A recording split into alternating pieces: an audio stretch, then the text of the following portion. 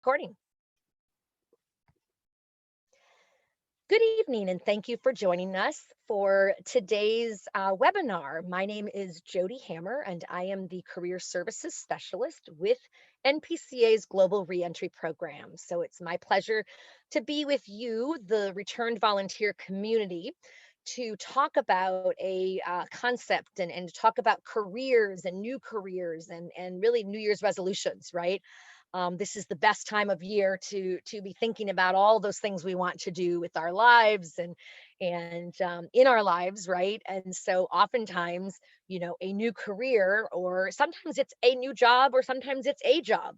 For those who were evacuated, for example, and you're still just really struggling to get yourself going and figure out what's next for you. It sometimes is, what's that next job? So, whatever the case may be, I'm happy that you are sharing some time with us here today.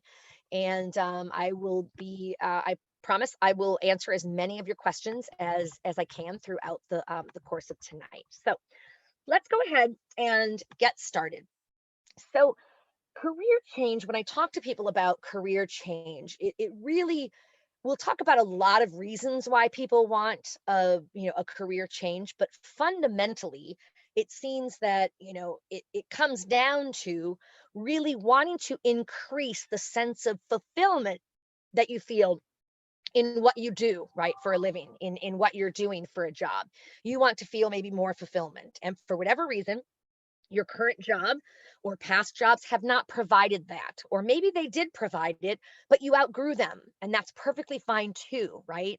Because there are, you're going to have many careers in your life, not just many jobs but many different careers. That's the way it is these days.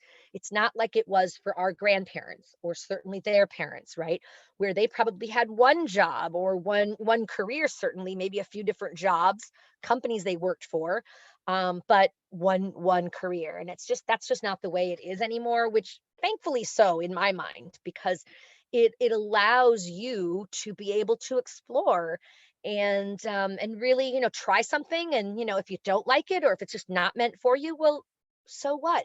You can certainly look at doing something else. And so it comes down to being smart in how you make those career changes, and doing so in a way that's going to minimize maybe the negative impact that sometimes abrupt career changes can make. So we're gonna talk more about that tonight. So I have a couple stats to share here. Nearly, this was from Reuters and a Huffington Post survey. Nearly 80% of workers in their 20s said they wanted new careers, to change careers, right? Followed by 64% of the 30-some population and 54% of those in their 30s. Those are pretty high numbers, right? I think many would say they're shockingly high. Like, wow, that's a lot of unfulfilled people, right? So, and this is actually from several years ago. I think it was 2013 or 15. But anyway, it's been, some years. So that even gets more so. It seems, people, as we go on, people want more and more of that sense of, change and such. So it is very common to want a new direction, to want to, change into something else. And there's absolutely nothing wrong with wanting to change. And we'll talk a lot about that as well as we go through here. So let's so really a New Year's resolution, right? A new career or job or whatever it is for your own situation. But generally, this one's kind of focused on a new career, right? Kind of, thinking about, and you can apply a lot of it to job stuff as well. But this is particularly relevant for people who want to maybe change a little bit their career direction. And this oftentimes happens very naturally as a result of your Peace Corps service, right? And I'm curious, if I were to ask you, and you can type your response into the chat box here, how many of you would you say, for how many of you did your Peace Corps service impact what you wanted to do with your life, like after your career path after Peace Corps? How many of you, and you can actually just write yes or no, or even just do the thumbs up if it did, right? Just to kind of see here what we have.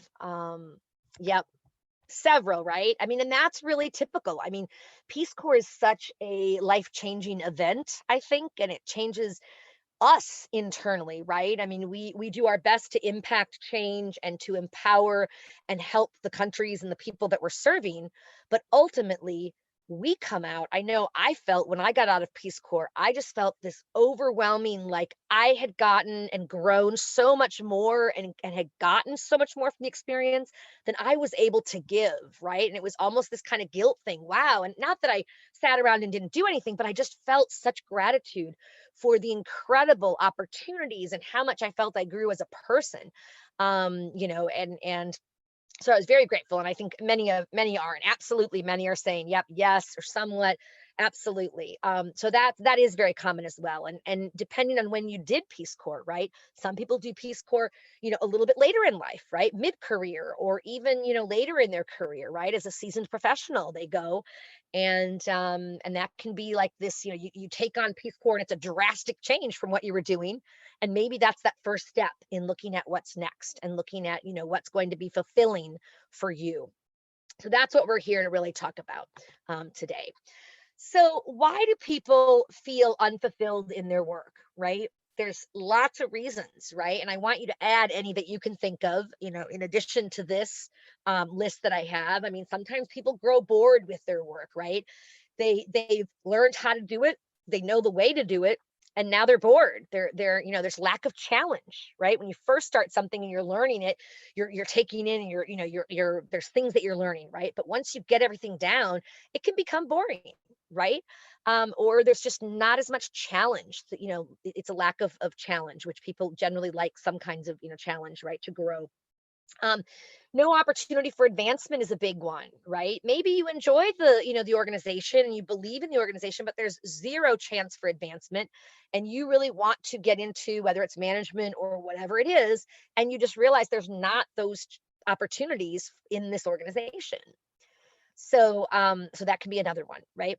A big one with, I think, Peace Corps folks after you've done Peace Corps is you don't feel like you're making a difference. And I wish I could tell you that it would be super easy, that you can expect to find a job that's just like Peace Corps or Peace Corps with a paycheck, that you could feel that same sense of it and just do exactly what you were doing, but getting paid for it, whatever. um that it is a very unique experience, right? So you need to be realistic too, that there's probably not going to be anything that's just like it. There will be other opportunities that will be really rewarding in different ways, and maybe in the same ways. Maybe you want to, you learned you really love being overseas, so you're working toward being overseas again in some capacity, working with an NGO, or what have you, right? Or pursuing State Department or USAID and their foreign service tracks, things like that. So you can also feel unfulfilled, just feeling disconnected from the impact, right, of your work. And that's easy to experience when you're working oftentimes with like a large organization where there's so many layers and you're in one division, right? Absolutely. So that's a big difference. Absolutely. And then sometimes it has to do with maybe the environment or the organizational culture, or even, your boss. Maybe you don't really get any feedback at all, or maybe it's not, maybe they're, not the best boss, and you just don't get that positive feedback, or maybe you feel there's, unethical behaviors or activities that can really drain you, right? Absolutely. So you want to get into something else. And thank you, Mike, for sharing that Peace Corps started your career in climate change. Yes, that's awesome. I love it. So there's lots of reasons why people feel unfulfilled, right, in their careers. And so, but yet they stay oftentimes in an unfulfilling career, and there's a lot of reasons for this as well. And so please, if you have another reason that you've experienced or you've heard somebody else's experience, please add it here. This is by no means a comprehensive list, but some of the things are the stability, right? Or the benefits. And I hear that a lot. For example, federal jobs, and not that they're bad. There's wonderful federal jobs out there. But I talk to some people who are like really yearning for a change, but they're like, yeah, but I've got this stable career. I've got great benefits. I've got, it's all these like things that I'm not saying they're not important, because they absolutely, are important, and they can be, very important, right? Um, but they still don't have that passion. Maybe they don't feel that passion or that drive to get to that feeling like they have a fulfilling career. So that can be one of the reasons. Um, Being comfortable, or what we call a lot of times, even, the golden handcuffs, right?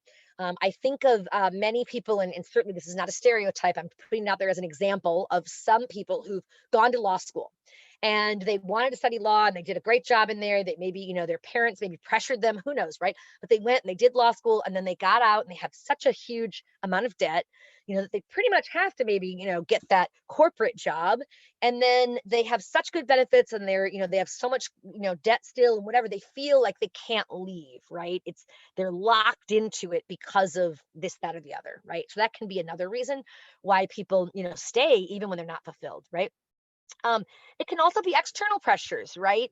Your parents or your family who maybe they were pressuring you to be, a certain go into, folks who, maybe are the newer grads.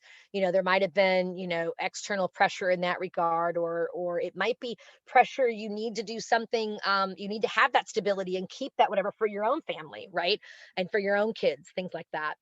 It can also be a lack of energy or motivation, right? Where you just, I mean, you're unfulfilled, but it's all, I think it's kind of that feeling overwhelmed is maybe a better way to say it, right? That motivation and energy and drive to do everything that's required to get a new career. And there is a lot, and we're going to talk about that. We're going to spend some more time, really talking about what it takes and how to get to it and all of that. There also is the reason of, people prioritize the different areas of their life, and that's absolutely fine. There are different times in your life where maybe your own, what you want to do and where you want to go and where you want to live and all of that is the top priority. And there are other times where there are other people in your lives, in your life, that it might be, a spouse, it could be your kids, and you want to stay in this area and have, a good, maybe they're going to, private school, who knows? There's many, many things that could be going on there, right? So prioritizing other areas of your life over the fulfilling career, right? Rationalization, trying to convince yourself, it's not that bad, it's not so bad, at least I have a job, those kinds of comments, right? But a big one, I'd say these last two, the fear of the unknown, it's normal to fear the unknown, right? I mean, and even though you've gone to Peace Corps and you've excelled in that, likely, and, all of that, and that was the unknown as well, it's still like it's completely unknown. It's uncharted territory when you're thinking about going into or making a career change. What if I'm not good at it? What if they don't hire me? What if I'm unemployed for however long? I mean, there's a lot of things that you could be fearful of, right? And then lastly, and I think this is a really important one, is the lack of a clear plan for career change. And I think this actually goes well with Shane at your comment. Looking for a job, a new job can be a lot of work. Absolutely. And I would take out the can be and insert with is generally a lot of work. I mean, there are, exceptions where you might get plucked from someone, and they, whatever, get, all lined up and whatever. But generally, looking for a new job is a lot of work and it takes a lot of time and dedication and, like your own, just your own gumption to like keep going, right? It's awfully hard, and especially when you have a job, because while they say it's easiest to get a job when you have a job, that you'll hear that saying, I think that's a lot of times because you're coming from, you have really recent, recommendations or whatever, in the end, and so it can be easier in some ways, but it's also tougher because you're already working a 40-hour a week job generally, and then you're trying to, on top of that, do the, job search, whereas folks who are doing this as their full-time job can actually dedicate all of that time to, doing that job search. And not that you want to dedicate, try not, I'm not asking you to, or telling you should be doing 40 hours of like on the computer, putting out resumes and whatever, you'll drive yourself crazy. But, take those breaks and all of that as well. But yeah, you have that time, but it can be tough, that lack of that planning. And that's where we're going to talk a little more really tonight about career change and planning for a career change, because I think that's what it really comes down to as the most important aspect, right? The path to success in your career change is really founded in how much you put into it, but also how clearly you lay that plan, what kinds of goals you set for yourself, to be SMART goals, things like that, which we'll talk about, and all those kinds of things that can help you achieve more success in your career change endeavor, right? So that's what we're going to talk about. And then I'm going to open it up really for questions from the audience, because I realize this is a topic that has very individualized kinds of questions as well. And I want to make sure that we spend adequate time on those areas as well. So, are there any reasons you can think of that aren't, and I think Shayna put the looking for a new job could be a lot of work as a reason why people stay in an unfulfilling career. Any other reasons you can think of that I haven't already listed? Um, and no pressure, but if there is, feel free to drop it in the chat there. Okay. All right. So we'll go ahead here. Okay, so planning for a fulfilling career. This is actually going to take a little while, like talking about this. I like this graphic. Um, that kind of, your career, right, is kind of that shell of, or if you will, not shell, the like internal part, or it's the trunk of the tree, right? And then what leads into that, and what lends toward your career are a lot of branches, right? So you see you see the things like your, knowledge, obviously is related to your career. All of these are, right? Your CV, how does that reflect you and your experience, right? And we're going to talk a little bit, and I prefer this actually, see, instead of CV, I would call that resume if I were making this graphic myself, but I'm not. Only because CV is typically the term that's used almost everywhere else other than the United States. But here in the United States, we use resume. So sometimes you'll have employers that will say, submit your CV, and they think they're being hip and using the like latest term, when in fact it's really not. But if they say that, chances are, in general, they really mean a resume, with the exception of maybe higher ed, because they do use more of CVs. Yeah, your CV is more comprehensive. It has sometimes a picture on it. It's a lot different than a standard resume, right? So a lot of times your education is up front versus being after your professional experience. So there's lots of ways, and you can actually look up. I have a webinar that I did in the past comparing the reverse chronological resume, which is the typical style that we use here in the States in general, and the CV. And there's a whole webinar on that if you're interested. You can find that on the YouTube playlist, and you can get there from the careers, I think, page as well within NPCA. So also things like, your job experience, right? Your education feeds into your career oftentimes, right? And oftentimes it's your primary education, primary meaning your bachelor's, right? Or your master's. But sometimes that can also be the types of education, like certification courses are really big today, right? To help you maybe advance towards your goals in certain areas, right? So that kind of feeds into that learning bubble that we see on the right here, right?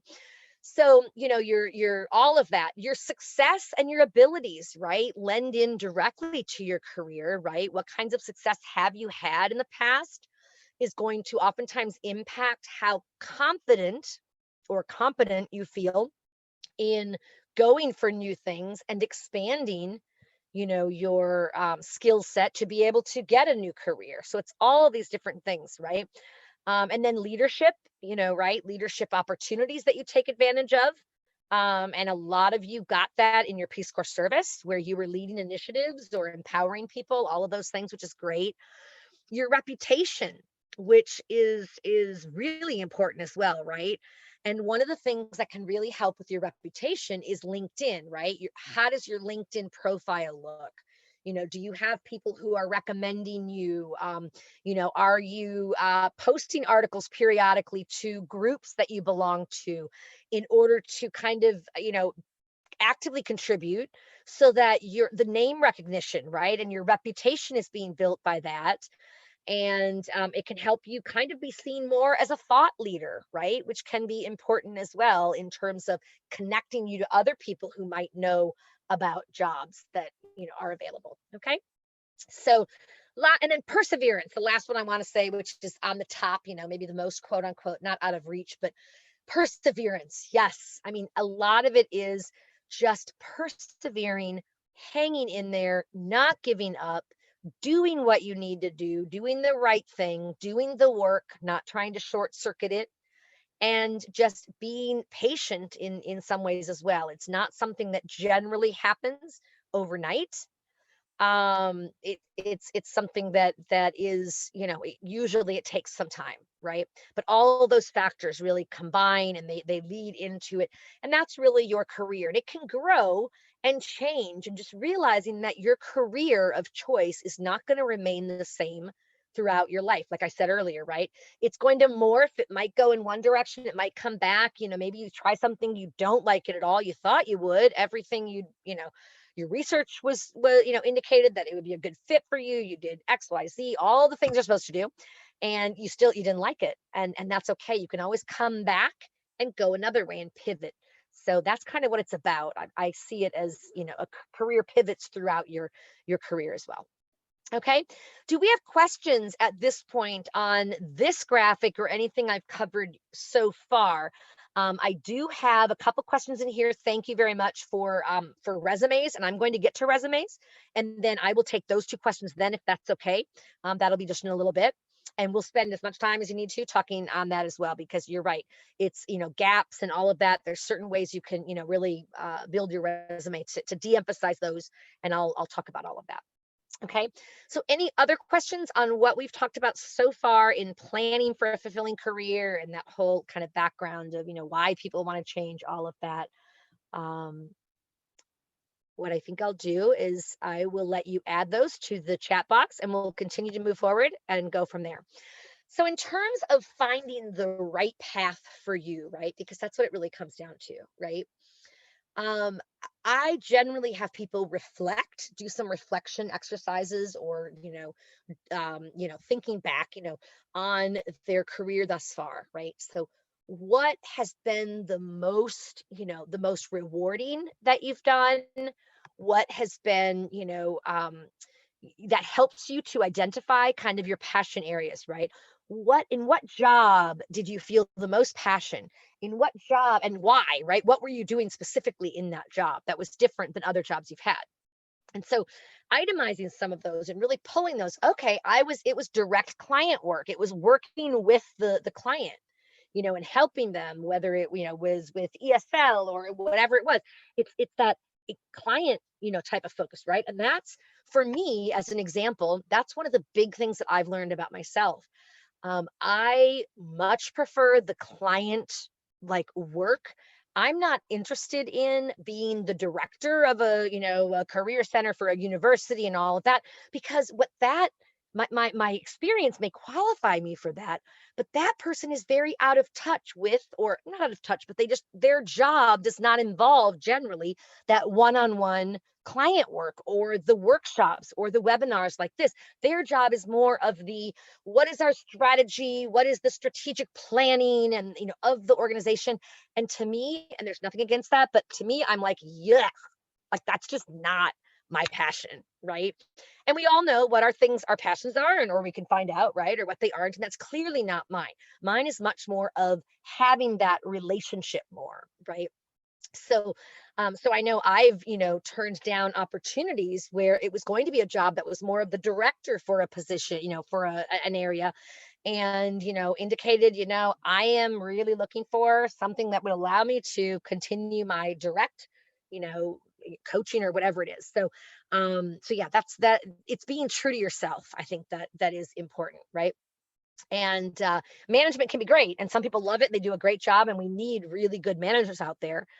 But it's also, it can be, that's not something that's my first and foremost that I want to do. So looking back, and I'm just saying, I've shared with you a few things here. Look back on your own career, and what are the aspects that you've enjoyed first and, foremost, the most rewarding, and what were you doing that was different than what you had been doing? Okay, that'll help give you some insight, and certainly you can apply that to these other steps as well. Secondly, you really want to seek insight from people who know you, right? Talking to people who know you. If you're not sure what you want to do, right, career wise, you're not sure what that right path is, when you seek insight from people who know you, like asking them, and you can do it in a really, casual way, but to, maybe say, I am doing some soul searching right now, and I'm really looking at gaining insight into the kinds of careers that I would be best suited for. And part of that is really involves asking people who know me, who know my work, who've worked with me or, been with me in a lot of different types of environments, for your insight as to what you feel I am good at, or what has struck you as something that I'm better at, or whatever, what kind of person or strength do I have in that regard, because taking those kinds of things coupled with your things that you think are areas that you want to go into, and that can really help you make a lot of progress on like seeing what kinds of activities are out there, and the or what kinds of jobs are out there that would meet that. The other thing that's not in here right now, but there's another slide for it, is talking to, and that'll be, I think, the next slide, talking to and doing career like chats, as I call them, instead of informational interviews, because informational interviews sounds very, I don't know, it just sounds long. It doesn't roll off the tongue. It's like, oh, I'd love to help. I just don't have an hour, right? You automatically think it's going to be like an hour.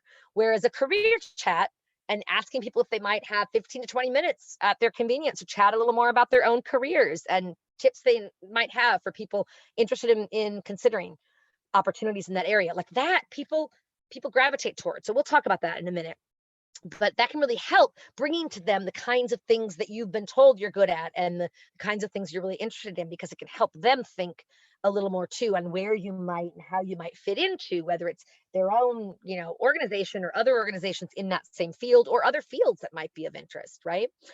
Then there's some journaling activities, and these can be really insightful as well, right? There's one that's a letter, writing a letter to yourself from like 20 years. Pretend that it's 20 years later and you're writing a letter to yourself.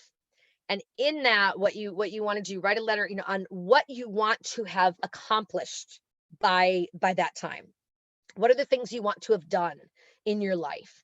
And really, from that you can get some of your own like motivation things, or some of like, oh, you're an adventurer, you like adventure, you want to have skydived, you want to have, and this is kind of similar to another activity that I've had people do, where they it's called 32 squares, and I have people fold their a piece of paper, in half again, and half again, and half again, until you get 32. I think you fold it 5 or 6 times to get 32 squares. And in those 32 squares, you write in each square one thing you want to do. This is very similar to this journaling one. One thing you want to do in your life. So it could be go skydiving. It could be have a family. It could be get my master's degree, whatever, right? Just fill out those 32 squares, right? And by doing that, on the back, then you write on the back of each of those squares, like if it says get my master's or MBA or whatever it is, on the back of that, what's the first word that comes to mind when you think of that? So for that one, it might be education. And don't worry, you can use the same words over and over again. Absolutely fine. Don't worry about, oh, I can't say this word again, I've already said it. No, whatever comes to mind. So skydiving might be adventure, right? Have a family, might be, connection or family, right? Whatever. So you do that, and then you look for some of the themes that you see repeated. Like if you see education a lot, or if you see adventure a lot, or family, or what have you, chances are those are some of your core values. Does that make sense? I hope. So it's a way to kind of identify some of your core values, which can be really helpful in thinking ahead to your next career, and applying it and trying to find opportunities that would be appropriate for you. So those are a couple activities, and then there's the 100 dreams, which is again similar. And this one is, I'm forgetting who had done this one. This is not my own activity, but it's you put down. It's literally, you have a sheet. You write down 100 dreams, and a lot of people can get to 20. even 30, maybe even 40, but getting to 100 is a lot, right? So just putting those all down. And what the theory behind this is, it gets you to think beyond where you are, or the little things, that you want to, little and big things that you want to do, right? But you have this 100 dreams, and then it's kind of like a checklist. The person who kind of developed this said it serves as a checklist for you to do while you're in that not so great maybe job, or that unfulfilling job, which maybe is comfortable, maybe you don't have to work hard at it, but you definitely want to get out. It can give you, if you start checking off some of those 100 dreams, it can help bring you alive, kind of bring you fulfillment in the meantime, right? When you're, kind of waiting for what's coming next, and it can kind of help tide you over, if you will. So those are a couple of things, right, that can be good with journaling. So let's see, do career assessments. So there are some free ones and there are paid ones. I mean, there's, the MBTI, which is, the Myers-Briggs type indicator, which is one of the big ones. You have the four letters, like I am a classic ENFP, extrovert, intuitive, feeling, perceiver. But there's, many, there's a free version of that one that is, I think it's the Kiersey. Oh, it's Kiersey. I'm forgetting I'm blanking on the last. If anyone knows it, put it in there in the chat box. But you'll find it. Free Myers-Briggs. Just put that in there. So you can do some of those career assessments, because I am a believer in some of the career assessments. Some of your, like, how you are as a person, your personality, or your interests, your kind of areas that you're strongest in, right, can really impact how well you like a certain career, how well you do at it, right? I mean, not everyone is, a born salesperson, right? There are some people who are really good at it and they love it and they make really good money and they are happy as can be. But there are other people who might go into it thinking, well, I can afford this, this, and this, and they're going to pay me this much, I'll do it. And they just are not that sales personality, and they just fail miserably, or they, absolutely are, just hugely unhappy, depressed, you name it, right? So some of the career assessments, excuse me, can help you gain a little clarity as well, on what types. And if you have ideas of other assessments, career assessments that you've done, or assessments, personality inventories, whatever, please drop them in the chat box, because I think it would be good to share some of those. And certainly some are paid, some are free. I'm a big believer in the free ones. Just because I'm working with RPCVs, and I feel like you don't need to, pay any more from your own, bank account or dwindling bank account. So great. So those are the assessments. So I'll wait in case some folks, I'll just go on and people can add on if they have any other ideas. So who can help you? Where can you get advice on career change? Who can help you in your process, right? And first and foremost, of course, is, your current network. I was talking a little bit about that. People, friends, former colleagues, and current colleagues, right? Bosses, mentors. There's so many people that can help you, right? But your current network is bigger than you think oftentimes. So um, and this probably includes your RPCV, your Peace Corps group, and that expands it exponentially, right? So tapping into different people and hearing more about, what they're doing, or their own, thoughts or advice. Maybe they're doing a job that sounds interesting to you. You've done your research, which is obviously key. You want to do some research online. You can do so much online nowadays to figure out what is, this job, what does it entail, what kinds of people gravitate toward this, that kind of thing. But then trying to actually interview people who are doing it or who have done it. There's nothing wrong with going out to your current network and saying, hey, does anyone know anyone working in the field of, or as a whatever, insert, the job title? I'm just looking to connect with and hear from somebody, as to their own experience in the field, as I'm looking at next steps. You're not saying I'm looking for a job and I'm looking for somebody to get me a job and please connect me, I'm desperate, obviously, because desperation makes people want to run. So yeah, but look at your current, family and friends, as well, professionals that you find in the field. Now, this could be people that you find through LinkedIn. And, one of the big things that I always talk to people about with LinkedIn is looking at your profile when you're doing the searches for other people. Um, view all the, filters, and then choose the former organization or company or employer, whatever they call it these days, and then current employer, whatever it is, or the sector that you're looking for, or if it's, Chemonics, or it's whatever, if it's a specific organization, right? So former employer, you're going to put the words Peace Corps, only Peace Corps, not Peace Corps volunteer, not Peace Corps Bolivia, Peace Corps.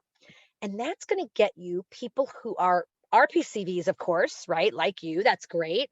And it's also going to get you some Peace Corps staffers, right? Peace Corps who worked maybe at the agency, but they weren't Peace Corps volunteers, but they're very committed to, Peace Corps as, right, the agency, and they might be more than happy to chat with you. So you can really identify people in your circle and in your extended circle and extended from there, and then you can reach out to them to ask about doing a career chat. And it's pretty easy to do that. I mean, you on LinkedIn, you can request to connect with them, and personalize. You always personalize your request, right, for someone. You don't just do the generic, because that just sounds like, I'd like to add you to my professional network. It sounds so robotic that I don't even answer those. I don't have time, and I just don't know where I know them from, whatever.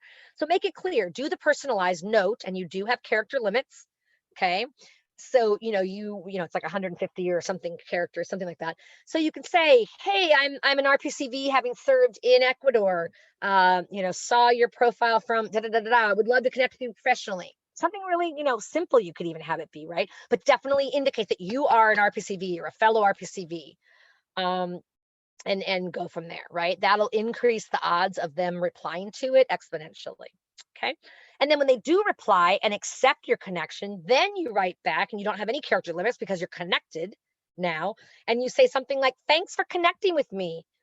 As mentioned, I'm an RPCV from, Ecuador, da, da, da, da, new to the area of New York and interested in learning more about blah, whatever it is, right? Wondering if you might have 15, 20 minutes of your time at your convenience to chat a little bit virtually right now, right, about your own career or your own, whatever, and recommendations. People are generally honored to be asked. It's like, wow, they want to hear about me. Cool. They don't have to prep for it or anything. So it's pretty easy. And there's a whole webinar on LinkedIn, so I don't want to get too sucked into that, but it can really, really, really help you. Career professionals, definitely tap into the career professionals that are in your, radar, that are accessible. Sometimes this is going back to your undergrad or your graduate. Sometimes some universities will have like unlimited, you can always come back for assistance for resume or recommendations or whatever, right? Others have like a 1 year or 3 year, who knows, right? Exactly. So great.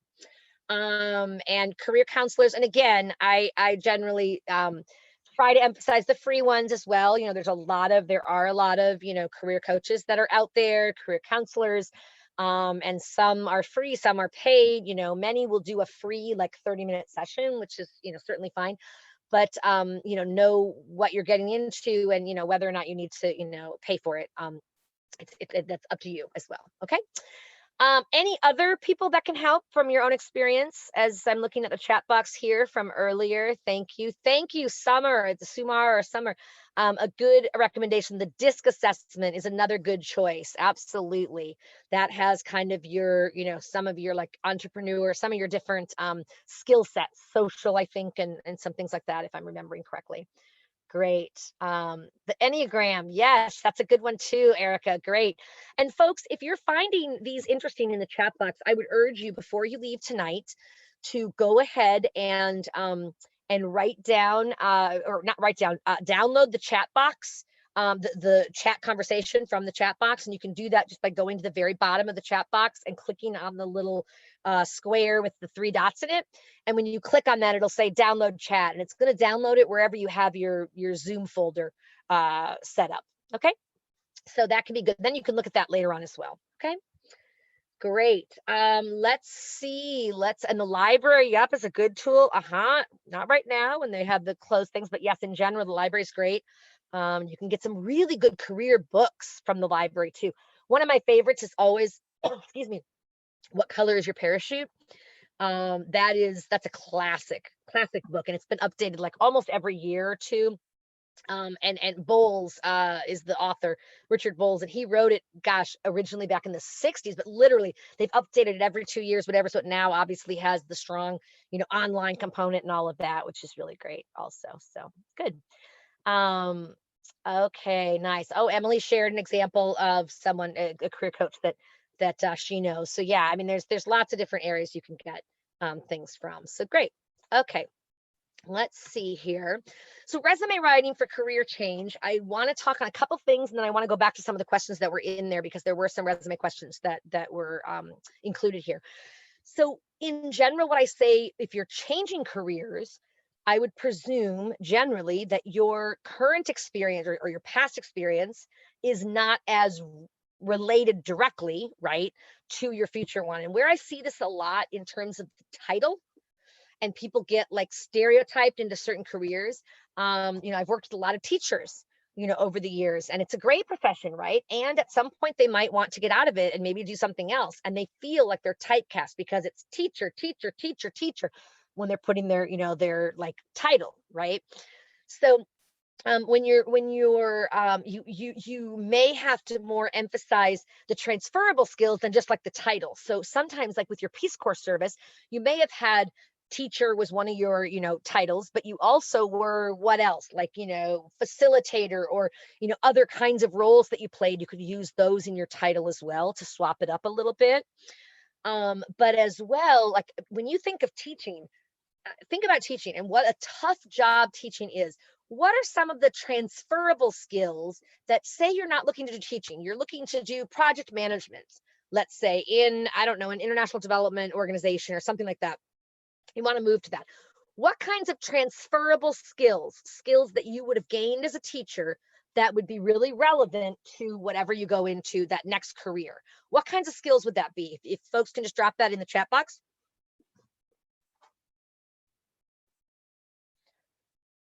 And I will start by giving you an idea, an example. Planning, right? Teaching takes an incredible amount of planning, curriculum design, right? Implementation, right? It's all evaluation, like all of these kinds of things. You talk about monitoring and evaluation, right? With your Peace Corps service, chances are, if you were there long enough, you got involved with doing maybe your PACA survey, but then you're like monitoring and evaluation to like look at, how did things go? And that those are very transferable, right? Great. Public speaking, excellent, Erica. That's a great one. M&E, yes. Monitoring and evaluation. Absolutely. Art, research and development, publications, Mike, great. These are really coming. There's lots of skills as a teacher that you have. So what it oftentimes comes down to is, you may want to not put all of your teacher stuff the highest in the when you're describing your job. You might put some of the transferable skills higher. Now you might do one that's like, designed and implemented curriculum for, two classes of X number of students, da da da da da. Or you might have some skill statements that you describe, that you include things like demonstrated attention to detail in blah blah blah and whatever you did, right? Or recipient of, teacher of the year based on blah blah blah, proven performance, dedication, and other kinds of words, not based on teaching the best, right? You're kind of talking about the transferable skills. There's lots of things. Professional development, great. Grant writing, yes. Publications, all kinds of things, right? That's awesome. So teaching's great. And at some point you might want to get out of it. And those are the kinds of transferable skills that you could have. And you could put those higher in your bullets. I'm a big fan of bullets versus paragraphs. I just feel like they get read more. So putting, up front in your top 3 bullets, 2 or 3 bullets, because honestly, they're not usually looking through every single bullet of every single, entry, right? And that's because how many seconds do they spend on average? There's a lot of different stats on this, but in general, I see, 7 to 9 seconds, maybe 10 seconds, but that's not very long. So, you really have to you really have to impress them right up front. And then they put you in that to be considered further pile, which at some point they'll go through that when they're thinking about who to bring in, preparing for your interview, all of that. So that's one of the big things. And then you might consider a functional or a combination style resume. And what I mean by that, many people have heard of a functional resume. That that is basically where your skill sets become first and foremost. They go right up front instead of your professional experience, like putting the instead of putting the places you worked at and your titles and the locations and the dates, all of that, you just put those skill sets up front. So it might be, public speaking, it might be, monitoring and evaluation, it might be research, whatever those skill sets are that are applicable for that job you're going for, right? Or that new career. And then underneath that, you put the bullets that come from your experience, but you put whatever bullets you want to first. It's not in a it's not in a chronological order at this point. It's just what are the things from your resumes that prove that your resume that prove this skill set, and you dump those underneath there. So you have maybe three. I've seen four. I wouldn't go over four generally, but you have these, like, these skills, specialized skills or skill, like skills summary, right? And then after that, yes, you do, you have a header that's called something like work experience or work history, right? And under that, all you're writing is your organization's name, the location on the next line, the title, and the dates. And again, if you're trying to get out of a certain profession, you don't want to emphasize the titles, put your organizations first, right? And then your titles, those are in bold, the organizations, and then your title, and dates maybe in italics, nothing under it. No bullets, because you've already pulled things from that and put it up front. So it's just literally like a work history, right? Where there's nothing added other than, the things that I just mentioned, right? Does that make sense? I hope. And so that way, that's at the end. It's usually on the second page. And honestly, when they're giving you that 7 to 8, maybe 10-second review, they're just scanning anyway. They don't get to that as much, or whatever's on the back, might not get as much attention anyway, right? They might scan for your education, but that kind of thing. Okay.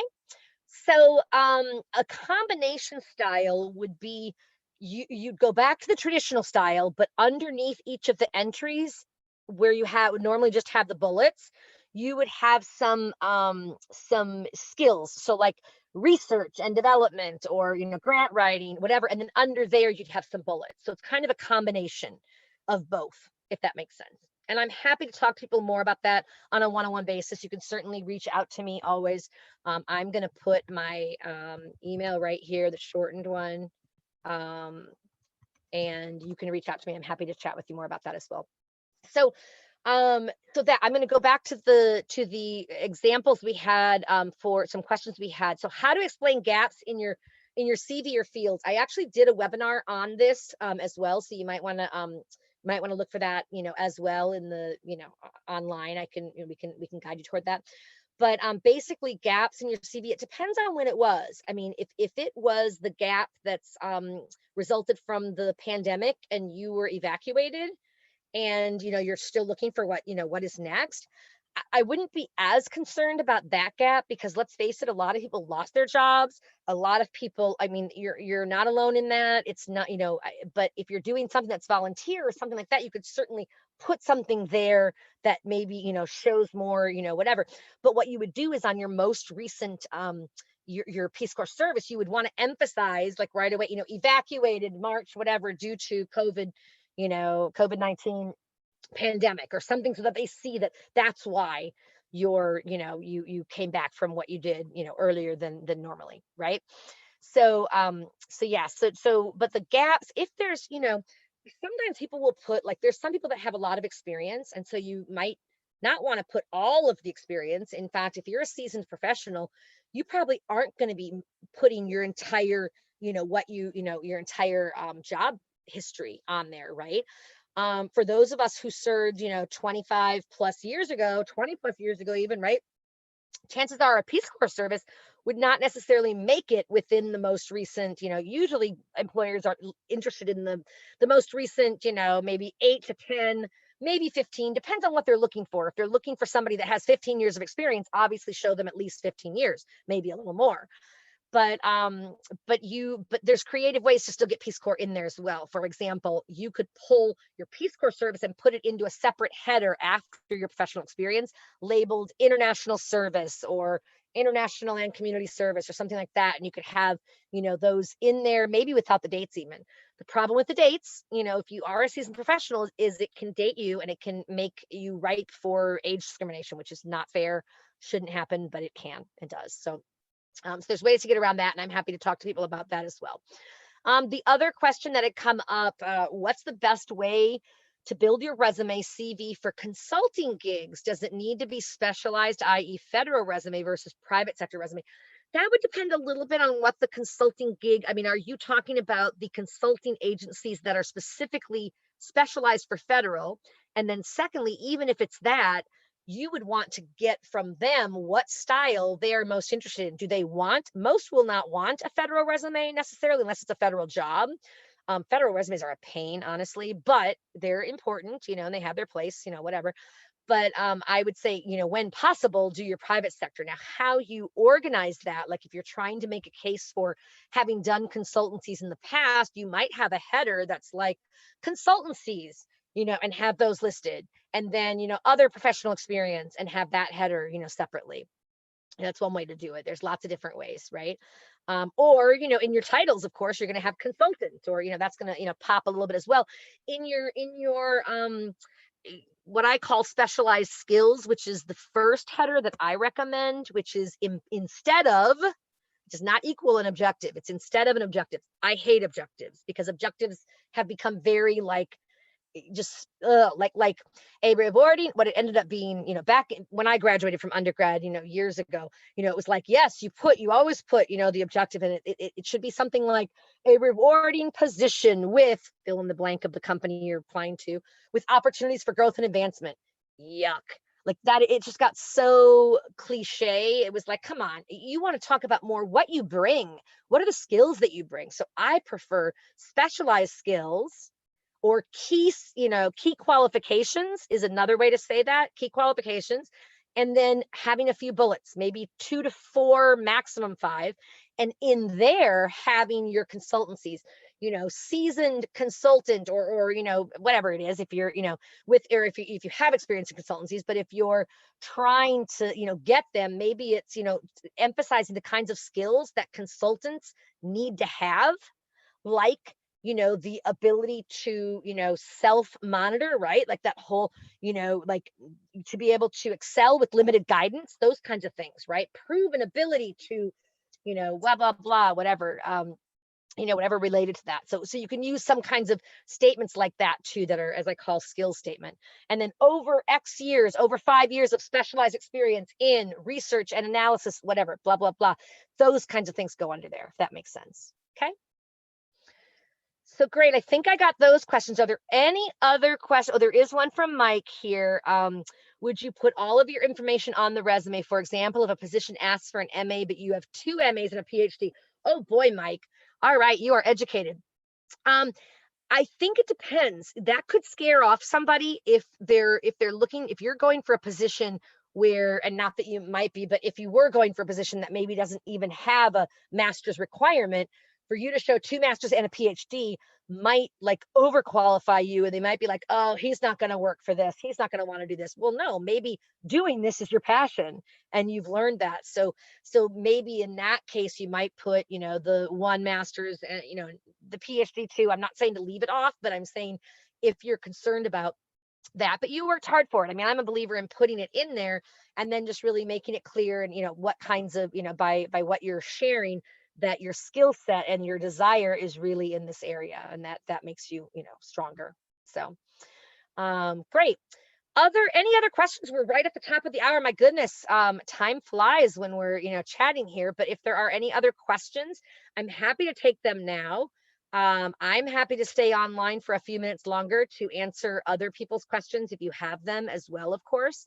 So just let me know, and we can also, allow you to probably put your speaker on and just say your question if you prefer as well. So unless there are any other questions, you're welcome. Thank you, Erica. Thank you, Mike. Yeah, I'm happy to help in any way. So please let me know if you need anything. And also please let us know if we're going to have a link that you can fill out in the what goes out to you afterwards, the resources and stuff for this, that please let us know other topics that you would like, because that's what's really important for us as well. So great. So thanks everyone, and happy to help, and please get a hold of me if you do need any other assistance. Thanks and have a great night.